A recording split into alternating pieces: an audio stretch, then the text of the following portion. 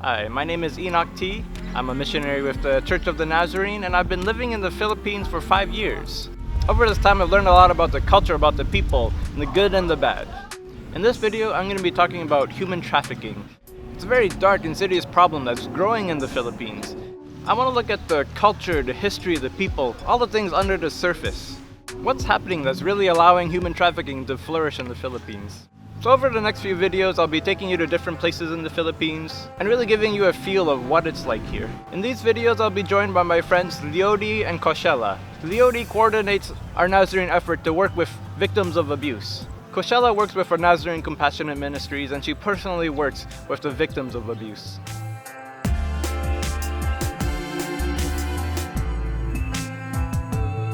To really understand Philippine culture now, you have to understand that outsiders have shaped the majority of this country's history. The Philippine culture now is on the road to full self-realization, but that's been after 2 world wars and being occupied by 3 different countries: the Spanish, the United States, and even the Japanese. Because of the strong Spanish influences after centuries of occupation, the Philippines is known as the Mexico of Asia. Filipinos also emulate Americans more than they do their Asian neighbors, preferring NBA over FIFA, using English as one of their national languages, and having a distinct lifestyle, preferring American brands, clothing, malls, and fast food. Over 100 years have passed since the independence of the Philippines, but they're still trying to define themselves, going through a lot of growing pains. The good side of their culture is very optimistic. They really respect their family, they respect the elderly, and they have a strong communal love. Filipinos are also incredibly entrepreneurial and hardworking. However, the dark side of the Filipino culture are the remnants of being victimized for centuries.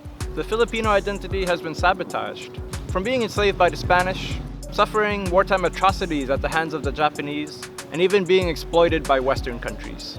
Because of this, the otherwise very conservative Filipino culture can normalize the sex industry and its abuses. Although the sex industry has been here since the Spanish colonization, it wasn't until World War II that prostitution became more prevalent. From American soldiers to Western tourists now, it's very common to see young Filipino girls selling themselves to older Western men.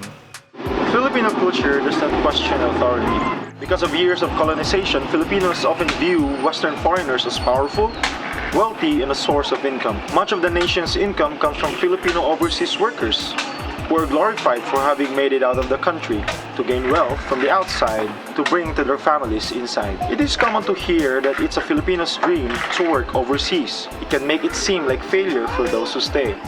For these videos, I'm trying to draw on my 5 years of experience here. And from what I've seen, it can be a perfect storm for abuse to grow. We don't want to dwell too much on the heaviness of this topic. Instead, we're looking at the history, the culture, and the Filipino relationship with other nations. All of these have their good side and their bad side. Taken separately, all of these factors can be handled and turned for good. But when all combined, they can get out of control. So in future videos, we're going to be going to the field, talking with people on the front line working against this abuse, and also just showing you what it's like here. Thank you very much for watching.